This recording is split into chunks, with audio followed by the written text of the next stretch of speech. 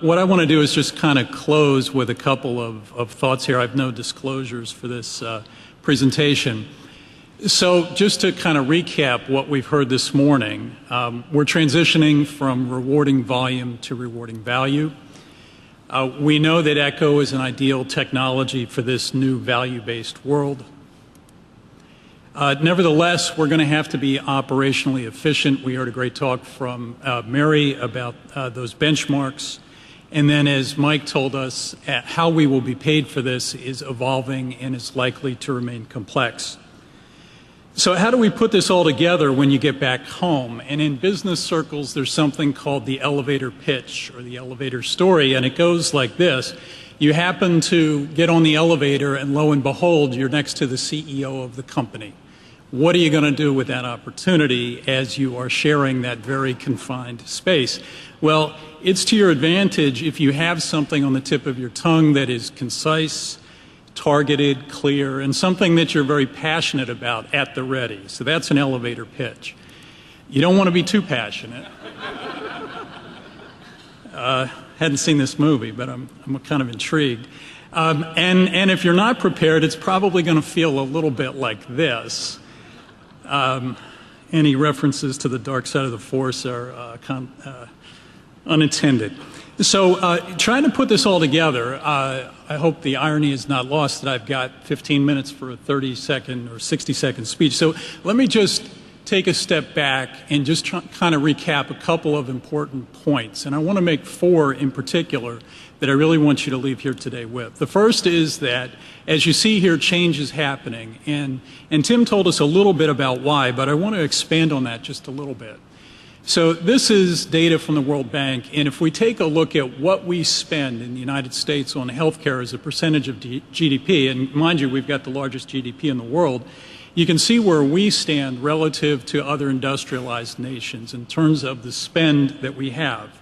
Now the question is, what do we get for the money that we're spending? So if you actually took the money, the difference between what we spend and the second highest over the last 25 to 30 years, here's what you could have done with it instead of what we did. We could have a $3.9 trillion surplus. We could have educated 175 million college students. We could have deployed solar panels across the entire state of South Carolina. I'm not going to go there. And we could have bought 4 iPads for everybody in the world. So we're talking about an incredible amount of money. What did we get for that money? We're last in life expectancy. We're first in infant mortality. And if we kind of put this together from a business standpoint, in terms of what we spend on the left and what we get on the right, this is what you call a market disequilibrium. Okay? So this is what's driving things. And here's an example. Your local CVS. You may know that CVS about 2 years ago stopped selling cigarettes, not because it had an epiphany that cigarettes are bad, and it left $2 billion on the table by doing that, because CVS is now CVS Health, and it's now the 10th largest company in the United States. And it's destabilizing the healthcare market with primary care and so forth. So you're seeing now the Walmarts and the CVSs into what has been sort of our business through the world. I want to take a minute and digest this slide. This is a graphic out of the Wall Street Journal from 2 years ago. So if you look at 1970 and you imagine that purple line, you're standing on the shore and you're looking out to sea, that orange wave are the baby boomers, okay?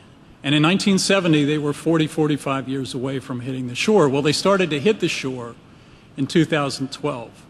But look at what's behind the initial wave. Look what's coming. Here's where we are, and we're already spending too much, and we're not getting much value for our dollar, and look what's coming. And what's even more sobering is this is what we're spending our money on at the Medicare level. Look at the relative size versus what's coming. 10,000 patients per day entering Medicare. So when we talk about this issue about volume to value, it's not an intellectual exercise. This is reality. And these are the larger forces that are really driving the discussion. So the second issue, and Tim touched on this, if we're honest, our house is not in order. This is nuclear data, but Tim just showed you some echo data. If we look at how we're utilizing nuclear data, for example, in the Pacific Northwest versus, South Florida, you'll see that there is really, let me go back here, tremendous variation, but that doesn't translate at all into outcome. So our house is not in order. And then thirdly, the defunding of this process has already begun. We're celebrating SGR repeal as we should, but hidden in there are a bunch of quality incentives that are going to be measured with respect to physician performance. And by 2017, 9% is at risk. If your overhead is over 50%, that's an 18% cut in your revenue if you're not keeping up in terms of the quality. Okay? And if you say, well, that's okay, I'm an employed physician, I'm on the hospital side, these are the changes that are already happening because of the Affordable Care Act over the next 10 years. Now, if Medicare's annual budget is $550 billion, we've got $415 billion coming out over the next decade, just by cuts that are already law of the land. So when there is tension back home about resources, about acquisition of capital and so forth, this is what's informing the discussion. So what do? We have to do our work incredibly well. So the first order of business, I would say, is zoom out. And the first thing you need to know is where your patient's coming from. This is a heat map of Charlotte where I practice, so we know where our patients are coming from. And then the second issue is you need to know what you're doing for your patients and why you're doing it. We heard about appropriate use criteria and so forth. You've got to have a core understanding. If it's just volume and serving volume, that's a model that is out of date. We really need to understand where the patients are coming from and what we are doing for those patients. The second issue, we've got to do it really well. And I could have shown strain, I could have shown 3D echo. I just wanted to show something very simple. Bicuspid aortic valve, 1 to 2% of the population. Okay? One of the key values of echo, something we see every day, this is reality. The pathology, the imaging, tied together. And as Susan pointed out, we do this safely, we do this accurately, we do this portably, and we do it inexpensively. And that is really tough to beat if we're doing it well. Secondly, we can take that reality, if you will, and we can do something with it. We can begin to turn data into information. Okay? And again, we're not sticking catheters across valves to measure gradients like we once did with the cost and the complications and so forth. We can arrive at this through the tools that we have at our disposal if we know how to utilize those tools. And we're a grown-up specialty. We know what we're doing. We can begin to benchmark these things. On a day-to-day basis, there's going to be variability, but over the course of a week, over a course of a month, over a course of a year, we know our business, and we can begin to benchmark this. And there's a lot from the business world, a lot of tools that are available to us so that we can understand what our labor costs are, what our productivity costs are, and we need to know these things to be able to participate in the discussion.